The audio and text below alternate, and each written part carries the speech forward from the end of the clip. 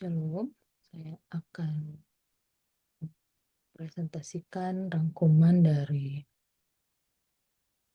buku Walter C. Kaiser Jr.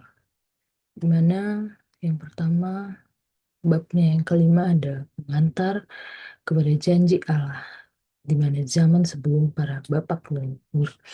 Pendahuluan, Kejadian 1 ayat 11 memperlihatkan pola teologis yang kuat antara berkat Allah dan kegagalan manusia.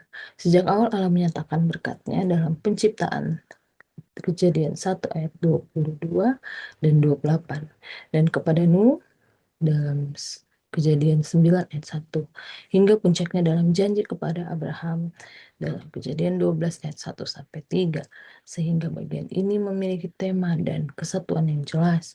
Namun di sisi lain, manusia berulang kali memberontak melalui 3 bencana besar, kejatuhan dalam dosa, yang kedua air bah, dan yang ketiga perserakan di Babel. Meskipun demikian, setiap kali kegagalan terjadi, Allah menyisipkan firman janjinya, di mana janji keturunan yang akan mengalahkan ular di dalam Kejadian 3 ayat 15, dan janji kehadirannya dalam kemah Sem, dan janji berkat bagi segala bangsa melalui Abraham, Kejadian 12 ayat 1 sampai 3. Dengan demikian Kejadian 1 sampai 11 bukan hanya narasi tentang dosa manusia, melainkan juga kesaksian tentang anugerah Allah yang tetap setia sejarah dan mengarahkan umat kepada keselamatan, rencana keselamatannya. Berikutnya firman tentang penciptaan. Kitab Kejadian menegaskan bahwa seluruh dunia ada karena firman Allah. 10 kali muncul ungkapan berfirman Allah yang menekankan bahwa ciptaan lahir dari kuasa firman-Nya yang pribadi, berotoritas dan penuh rencana. Sama seperti perkataan Yesus yang menyembuhkan, firman Allah dalam penciptaan langsung menghasilkan apa yang diucapnya dalam Mazmur 33 ayat 6 dan 9. Meskipun teks kadang menggambarkan bumi atau air mengeluarkan sesuatu dalam Kejadian 1 ayat 11 dan 20 dan 24, tetap jelas bahwa semuanya terjadi karena kuasa firman Allah. Firman Allah dalam penciptaan menunjukkan bukan hanya metode, melainkan juga rencana dan tujuan Allah, di mana Allah menciptakan sesuai dengan pengetahuan dan rancangannya yang sudah ada sebelumnya, bahkan memberi nama pada ciptaannya sebagai tanda kepemilikan. Dengan demikian, penciptaan memiliki makna teologis. Segala sesuatu ada karena Allah berfirman dan semua itu berada dalam kedaulatan serta tujuannya. Dalam kata kerja Ibrani hara yang bara yang berarti menciptakan, dan asa menjadikan, dan yasar membentuk, dipakai bergantian untuk menegaskan bahwa Allah adalah satu-satunya sumber pencipta, baik langit, bumi, kehidupan maupun manusia. Puncak karya penciptaan adalah manusia, laki-laki dan perempuan yang diciptakan menurut gambar dan rupa Allah, atau yang biasa disebut Imam Dei, di mana hal ini menandakan kehormatan tertinggi manusia memiliki kemampuan untuk bersekutu dengan Allah, di mana memimpin ciptaan dengan tanggung jawab dan mencerminkan sifat Allah. Penciptaan manusia juga menegaskan bahwa hidup manusia adalah anugerah langsung dari Allah. Adam hidup ketika Allah menghembuskan nafas ke dalamnya, dan Hawa dibentuk dari tulang Adam untuk menjadi pasangan yang sepadan. Keduanya sama-sama menerima gambar Allah dan ditempatkan untuk hidup dalam relasi dengan Allah, sesama, dan ciptaan. Dengan demikian, teologi penciptaan dalam Kejadian 1 sampai 2 menekankan bahwa dunia dan manusia ada bukan karena proses tanpa tujuan, melainkan karena firman Allah yang berkuasa, penuh rencana, dan bertujuan untuk membawa ciptaan hidup sesuai dengan maksud Tuhan. Selanjutnya adalah firman tentang berkat. Firman penciptaan segera diikuti dengan firman tentang berkat, di mana Allah melimpahi makhluk laut, udara, dan manusia dengan kuasa untuk berkembang biak serta misi ilahi untuk memenuhi bumi dalam Kejadian 1 ayat 22 dan 28, di mana manusia sebagai gambar Allah mendapat berkat tambahan berupa mandat untuk menaklukkan dan berkuasa atas ciptaan, bukan untuk menyalahgunakan, melainkan sebagai wakil Allah yang bertanggung jawab kepadanya. Selain itu, Allah memberkati hari ketujuh dan menguduskan hari Sabat sebagai tanda ilahi yang menjadi peringatan penyelesaian penciptaan, pemisahan antara karya Allah dan pekerjaan manusia secara serta lambang perhentian dan harapan kekal. Dengan demikian, segala sesuatu dinyatakan baik, bahkan amat baik. Dalam Kejadian 1 ayat 31 menegaskan bahwa berkat Allah mencakup kelimpahan hidup, tanggung jawab manusia atas ciptaan, dan peringatan kudus Sabat sebagai tanda kesempurnaan karya Allah. Selanjutnya kita akan membahas mengenai janji Allah. Yang pertama adalah keturunan. Kejatuhan manusia terjadi ketika Adam dan Hawa melanggar larangan Allah dengan memakan buah pengetahuan akibat tipu daya ular yang dalam Perjanjian Baru disamakan dengan iblis, dan tanah ular dijatuhkan ke kehinaan, perempuan mengalami sakit bersalin dan berada di bawah kuasa suami. Laki-laki bekerja dengan peluh dan tanah menghasilkan onak duri. Namun di tengah hukuman, Allah memberikan janji pertama tentang harapan, di mana akan ada keturunan perempuan yang meremukkan kepala ular. Meski tumitnya terluka di dalam Kejadian 3 ayat 15, dan nubuat awal tentang kemenangan atas iblis. Meski Hawa sempat mengira Kain adalah penggenap janji itu, jarang menunjukkan janji tersebut terus berlanjut melalui silsilah manusia hingga Abraham. Berkat Allah tetap hadir dalam kesuburan pertanian dan kemajuan budaya, meski hukuman juga berjalan, seperti pembuangan Adam dan Hawa dari Eden, serta pengembaraan Kain setelah membunuh Habel. Dengan demikian, janji keturunan menjadi dasar pengharapan umat manusia di tengah kegagalan dan penghukuman. Dan janji yang kedua adalah Allah Sem, di mana krisis kedua dalam sejarah manusia terjadi ketika lembaga negara diselewengkan, ditandai dengan tirani Lamek dalam Kejadian 4 ayat 23 sampai 24, dan kesewenang-wenangan anak-anak Allah yang memperistri siapa saja yang mereka pilih dalam Kejadian 6 ayat 1 sampai 2, sehingga bumi dipenuhi dengan kejahatan. Kejadian 6 ayat 5 dan 11, di mana Allah murka dan memutuskan penghukuman manusia melalui air bah. Namun Nuh mendapat kasih karunia karena hidup benar dan bergaul dengan Allah. Kejadian 6 ayat 8 sampai 9. Melalui ketaatan Nuh membangun bahtera. Ia bersama keluarganya diselamatkan, sementara seluruh umat manusia lainnya binasa. Sesudah itu, Allah memperbarui mandat penciptaan dengan memerintahkan manusia dan segala makhluk untuk berkembang biak, serta mengikat perjanjian kekal dengan menaruh pelangi sebagai tanda bahwa bumi tidak akan ditimpa air bah lagi. Namun dosa tetap merongrong, tampak dalam peristiwa Ham yang mempermalukan ayahnya dan menyebabkan kutukan atas Kanaan. Dalam nubuat, saya menerima berkat istimewa karena Allah berkenan berdiam dalam kemah-kemahnya, menandakan bahwa dari keturunan Sem akan lahir rencana penyelamatan Allah yang kelak akan digenapi dalam Kristus. Meski manusia terus jatuh, janji Allah tentang penyertaan dan berkatnya akan tetap terus berlangsung melalui garis keturunan yang dipilih. Dan janji yang ketiga adalah berkat bagi segala bangsa, di mana ketika manusia berusaha membangun menara Babel untuk mencari nama dan menghindari penyebaran ke seluruh bumi, meski berkat Allah terlihat dalam pertambahan bangsa-bangsa, manusia kembali meninggalkan kemuliaan Allah, sehingga Allah menghukum mereka dengan mengacaukan bahasa dan menyerahkan mereka ke seluruh bumi. Namun di tengah kutukan, Allah kembali menghadirkan janji berkat melalui Abraham, keturunan Sem. Di dalam Kejadian 12 ayat 1 sampai 3, kata berkat diulang 5 kali. Mana Abraham sendiri diberkati, ia akan menjadi berkat, dan melalui dia semua kaum di muka bumi akan mendapatkan berkat. Janji ini bersifat universal, mencakup segala kaum anak-anak Nuh dalam Kejadian 10 ayat 32, namun hanya dialami melalui tanggapan iman. Dengan demikian, meski manusia jatuh dalam dosa sejak Kejadian 3 ayat 5-6, kejahatan hati serta kesombongan, Allah tetap setia menyatakan firman keselamatan, di mana janji keturunan tempat kediamannya di antara manusia, dan akhirnya berkat bagi segala bangsa melalui Abraham. Dan selanjutnya, bab 6 yang membahas tentang persyaratan dalam janji Allah pada zaman para bapa leluhur. Ya, dan kita akan lanjutkan di mana firman menyangkut penyataan dan firman tentang janji.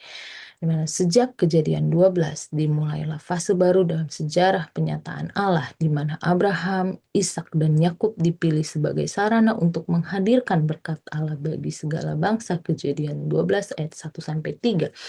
Dalam periode ini, firman Allah semakin nyata melalui berbagai bentuk pewahyuan. Pertama, Allah berbicara langsung dengan mereka lewat firman-Nya dalam Kejadian 12 ayat 1, Kejadian 13 ayat 14, Kejadian 15 ayat 1, dan Kejadian 22 ayat 1.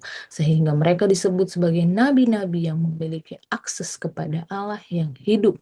Dalam Kejadian 20 ayat 7, Mazmur 105 ayat 15. Dan yang kedua adalah Allah menampakkan diri melalui teofani dalam Kejadian 18 ayat 1, Kejadian 26 ayat 2, Kejadian 24, dan Kejadian 35 ayat 1 dan 9, di mana kehadirannya menumbuhkan janji, memberi nama baru, dan mengutus mereka dengan misi khusus. Yang ketiga adalah malaikat Tuhan muncul sebagai pribadi yang berbicara dan bertindak dengan otoritas Allah, menerima penghormatan serta menyampaikan janji dan bimbingan. Yang keempat adalah Allah memakai mimpi dan penglihatan untuk menyingkapkan kehendak-Nya, baik kepada para leluhur maupun orang lain seperti Abimelek, Laban, Firaun, serta Yusuf. Semua ini menegaskan bahwa penyertaan Allah tidak hanya terbatas pada firman yang tertulis, tetapi nyata dalam kehidupan para leluhur sebagai jaminan atas janjinya, dan kehadiran dan penyataan Allah melalui firman, teofani, malaikat, mimpi, dan penglihatan menandai langkah besar dalam penggenapan janjinya, yaitu menjadikan umat pilihan sebagai saluran berkat bagi dunia. Selanjutnya kita akan membahas tentang seorang ahli waris, di mana menekankan bahwa janji Allah mengenai keturunan kepada Abraham bukan sekedar soal jumlah yang banyak, tetapi juga seorang keturunan khusus yang menjadi ahli waris sejati sejak Allah menempatkan diri di Sikem. Kejadian 12 ayat 7. Janji tentang keturunan kembali diteguhkan, mengingatkan akan janji mula-mula di Eden. Kejadian 3 ayat 15. Janji ini digambarkan luas mencakup keturunan yang banyak seperti bintang di langit dan pasir di laut, tetapi juga mengerucut pada keturunan tunggal seperti Ishak dan Yakub.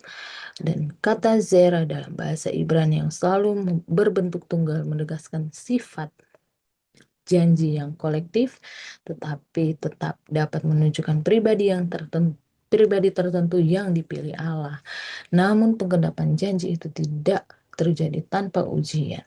Rintangan demi rintangan seperti kemandulan Sarah, Ribka, dan Rahel, di mana usia lanjut Abraham dan Sarah, ancaman kelaparan, tipu daya raja-raja terhadap leluhur, hingga konflik keluarga, menunjukkan bahwa perjalanan menuju pemenuhan janji penuh tantangan. Puncak ujian terlihat ketika Allah meminta Abraham mempersembahkan Ishak. Kejadian 22 ayat 1-10, di mana Abraham taat karena percaya bahwa Allah sanggup menyediakan jalan. Sehingga jelas bahwa janji itu bukan hasil usaha manusia, melainkan anugerah Allah. Bahkan pemilihan Yakub atas Esau menegaskan bahwa warisan janji bergantung pada kehendak dan pilihan Allah, bukan pada kelicikan atau kemampuan manusia. Dengan demikian menjadi ahli waris janji Allah adalah murni panggilan dan anugerah Tuhan yang mengajarkan bahwa rencana Allah tidak pernah gagal meski harus melewati berbagai ujian dan hambatan. Kita akan membahas tentang sebuah warisan, di mana Dalam kisah para leluhur adalah janji Allah mengenai tanah Kanaan yang diberikan kepada Abraham, Ishak, dan Yakub dan keturunan mereka. Janji ini ditegaskan berulang kali dalam Kejadian dan mencakup batas wilayah dari Sungai Mesir hingga Sungai Efrat. Dalam Kejadian 17 ayat 1 sampai 8, tanah itu disebut sebagai milik untuk selama-lamanya. Dalam bahasa Ibrani, Ahuzat Olam menandakan sifat kekal dan abadi dari perjanjian Allah. Meskipun Abraham hanya mencicipi janji ini, penggenapannya dijanjikan bagi keturunan yang keempat. Ketika kedurjanaan bangsa Amori sudah genap, perjanjian potongan-potongan menubuhkan janji tanah secara simbolis. Warisan ini tidak hanya bersifat material, tetapi juga spiritual, menandakan pemilihan Allah dan tempat bagi umatnya untuk hidup dalam perjanjian. Penggenapan awal terlihat dalam penundukan tanah oleh Yosua, namun janji itu tetap hidup sebagai warisan kekal, menegaskan kesetiaan Allah dan pemenuhan rencananya bagi umatnya di masa depan. Dan selanjutnya kita membahas juga mengenai suatu warisan, di mana janji Allah kepada Abraham, Ishak, dan Yakub melampaui sekedar pemberian tanah dan keturunan. Janji itu juga mencakup misi universal bagi semua bangsa. Pada saat Allah berfirman kepada Abraham, "Aku akan membuat engkau menjadi bangsa yang besar, dan engkau akan menjadi berkat," dalam Kejadian 12 ayat 2 sampai 3, dan menegaskan kembali, "Dari keturunanmu semua bangsa di bumi akan mendapatkan berkat." Kejadian 22 ayat 18 dan 26 ayat 4 dan 28 ayat 14. Dan Rasul Paulus pun menekankan bahwa janji ini adalah inti Injil. Oleh Abraham dan keturunannya semua bangsa akan diberkati, yang terdapat dalam Galatia 3 ayat 8 dan 16. Iman Abraham menjadi kunci penerimaan janji tersebut. Ia percaya kepada Allah dan imannya diperhitungkan sebagai kebenaran. Iman ini bukan hanya pengakuan intelektual, tetapi penyerahan total kepada Allah yang melibatkan dalam ketaatannya meninggalkan tanah asalnya, di mana hidup tidak bercela di hadapan Allah, dan kesediaan mempersembahkan Ishak. Ketaatan Abraham menjadi bukti nyata dari imannya yang hidup. Janji Allah juga diteruskan melalui keturunannya, Ishak dan Yakub dipanggil untuk melanjutkan peran sebagai saluran berkat bagi bangsa-bangsa. Para nabi menegaskan bahwa umat pilihan dipanggil untuk menjadi berkat bagi dunia. Janji ini mencapai pemenuhan tertinggi dalam Kristus. Keturunan sejati Abraham melaluinya semua bangsa menerima berkat keselamatan dalam Galatia 3 ayat 16. Dengan demikian, warisan yang Allah janjikan mencakup tanah, keturunan, iman, ketaatan, dan misi universal umat Allah dipanggil menjadi saluran kasih karunia-Nya bagi seluruh bangsa. Selanjutnya kita akan membahas firman tentang jaminan, di mana salah satu tema penting dalam kisah para bapak leluhur adalah janji penyertaan Allah, mana aku akan menyertaimu. Kehadiran Allah pertama kali disebut saat ia menyertai Ismail, anak Hagar, lalu diakui oleh bangsa lain ketika Abimelek berkata kepada Abraham, "Allah menyertai engkau dalam segala sesuatu yang engkau lakukan." Janji yang sama ditegaskan kembali kepada Ishak, di mana tinggallah di negeri ini, maka aku akan menyertaimu, dan janganlah takut sebab aku ini menyertai engkau. Kepada Yakub, Allah dinyatakan dalam mimpi tentang tangga ke surga, "Sesungguhnya aku menyertai engkau." Dan diulang lagi saat ia kembali ke Kanaan. Yusuf, keturunan Yakub, juga mengalami hal yang sama, di mana Tuhan menyertai Yusuf sehingga ia menjadi seorang yang selalu berhasil. Penyertaan ini bukan hanya sekedar konsep teologis, melainkan realitas hubungan pribadi Allah dengan umatnya. Abraham mengalaminya ketika Allah menjadi perisai dan upah yang sangat besar baginya, serta dalam kedekatannya dengan Allah saat ia memohon bagi Sodom dan Gomora. Janji itu ditegaskan dalam perjanjian, "Aku akan mengadakan perjanjian antara aku dan engkau serta keturunanmu turun-temurun menjadi perjanjian yang kekal, supaya aku menjadi Allahmu dan Allah keturunanmu." Karena itulah Abraham disebut sahabat Allah, sebab relasinya dengan Tuhan ditandai oleh kasih, tindakan penyelamatan, serta berkat dalam segala aspek hidupnya. Firman tentang jaminan menunjukkan bahwa penyertaan Allah adalah dasar hidup umatnya, di mana janji bahwa ia adalah Allah yang berelasi, menopang, melindungi, dan menggenapi firman-Nya dari Abraham hingga keturunannya, dan berlaku pula bagi orang percaya sampai sekarang. Selanjutnya adalah penguasa berdasarkan Injil, di mana janji berkat Allah kepada Abraham dalam Kejadian 12 ayat 1 sampai 3, Kejadian 15 dan Kejadian 17 diteruskan kepada Ishak dan kepada Yakub melalui mimpi di Betel yang diteguhkan kembali di Padan Aram. Dari Yakub, berkat itu berpuncak pada Yehuda, anak keempat yang menerima mandat kepemimpinan lewat nubuat berkat ayahnya. Walaupun Yusuf memperoleh porsi ganda dalam warisan karena kedua anaknya diadopsi oleh Yakub, kepemimpinan justru diberikan kepada Yehuda. Ruben kehilangan hak kesulungan karena dosanya terhadap perkawinan ayahnya. Sementara Simeon dan Lewi disingkirkan karena pembalasan dendam mereka yang kejam di Sikem. Dengan demikian tongkat kepemimpinan jatuh kepada Yehuda sebagaimana Yakub dahulu menerima berkat dari Ishak. Dan kisah kini memberikannya kepada Yehuda, di mana Yehuda dipandang sebagai singa yang gagah perkasa. Kepadanya diberikan tongkat kerajaan dan lambang pemerintahan, mana frasa penting sampai dia datang yang berhak di atasnya, menunjukkan pada sosok yang dijanjikan, penguasa sah yang kelak akan memerintah bangsa-bangsa. Hal ini dipahami sebagai nubuat mesianis sejalan dengan firman Tuhan melalui Yeskiel. Sampai ia datang yang berhak atasnya, kepadanya kuberikan itu terdapat tenang. Dengan demikian janji ini menunjuk pada Mesias dari suku Yehuda yang berhak memerintah, dan kepadanya lah bangsa-bangsa akan takluk. Kejadian 49 ayat 10. Sosok ini bukan sekedar pemimpin lokal, melainkan Raja Universal yang memerintah seluruh bumi sebagaimana nubuat perjanjian lama diteguhkan dalam penggenapan Kristus. Matius 1 ayat 1 sampai 3 dan Wahyu 5 ayat 5. Selanjutnya adalah Allah pemberi janji. Allah menyatakan diri kepada para leluhur dengan berbagai nama, yaitu El Olam yang berarti Allah yang kekal, dan El Elyon Allah yang maha tinggi, Yahweh Yireh Allah yang menyediakan, dan yang terutama El Shaddai Allah maha kuasa. Nama El Shaddai menekankan kuasanya yang melampaui alam untuk menepati janji dan rencana keselamatannya. Berkat Allah melimpah bukan hanya bagi para leluhur, tetapi juga bagi orang-orang di sekitarnya. Laban diberkati karena Yakub, Firaun diberkati karena Yusuf. Berkat ini mencakup keturunan, perlindungan, damai sejahtera, dan kehadiran Allah sendiri. Para leluhur percaya bahwa kuasa Allah melampaui kematian.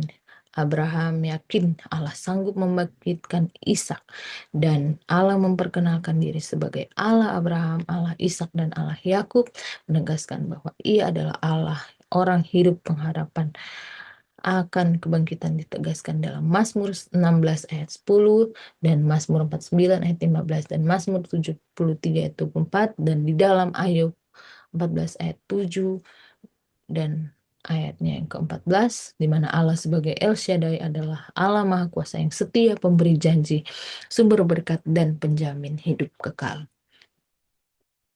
Dan selanjutnya, relevansi masa kini, di mana janji Allah kepada Abraham, Ishak, dan Yakub tentang tanah keturunan, penyertaan, dan kepemimpinan bukan sekedar catatan sejarah, melainkan fondasi iman yang tetap relevan bagi umat percaya masa kini, di mana tanda perjanjian mengingatkan bahwa bahwa Allah menyiapkan tempat bagi umatnya yang kini digenapi dalam janji kehidupan kekal di dalam Kristus. Dalam Yohanes 14 ayat 2 sampai 3, di mana penyertaan Allah kepada para leluhur menumbuhkan keyakinan kita bahwa Tuhan tetap menyertai umatnya dalam setiap pergumulan hidup, di mana kepemimpinan Yehuda yang berujung pada Kristus menunjukkan bahwa rencana Allah tergenapi dalam Yesus sebagai Raja dan Mesias yang memerintah atas segala bangsa. Nama-nama Allah seperti El Shaddai menukarkan bahwa kuasa Allah tidak terbatas oleh situasi zaman, sama seperti Abraham, Ishak, Yakub, dan Yusuf merasakan perlindungan serta berkat Allah. Demikian pula umat percaya pada saat ini yakin bahwa penyediaan berkat dan kasih setia Allah nyata dalam kehidupan sehari-hari baik rohani maupun jasmani. Lebih jauh iman para leluhur yang percaya bahwa Allah berkuasa atas kematian memberi dasar pengharapan bagi kita akan kebangkitan dan hidup yang kekal bersamanya. Kesimpulan, kisah para bapak leluhur menegaskan bahwa Allah adalah pribadi yang setia, pemberi janji dan penepat janji. Ia berkuasa menyediakan tanah, keturunan, dan kepemimpinan bagi umatnya, serta senantiasa menyertai mereka. Semua janji itu mencapai puncaknya dalam Yesus Kristus, keturunan Yehuda yang membawa keselamatan bagi seluruh bangsa. Bagi umat percaya masa kini, kisah ini menjadi panggilan untuk hidup dalam iman, taat, dan berpengharapan karena Allah yang sama tetap bekerja dengan kuasa dan kasih-Nya sepanjang zaman. Demikian presentasi dari ringkasan materi yang diberikan. Saya ucapkan terima kasih. Shalom, Tuhan memberkati.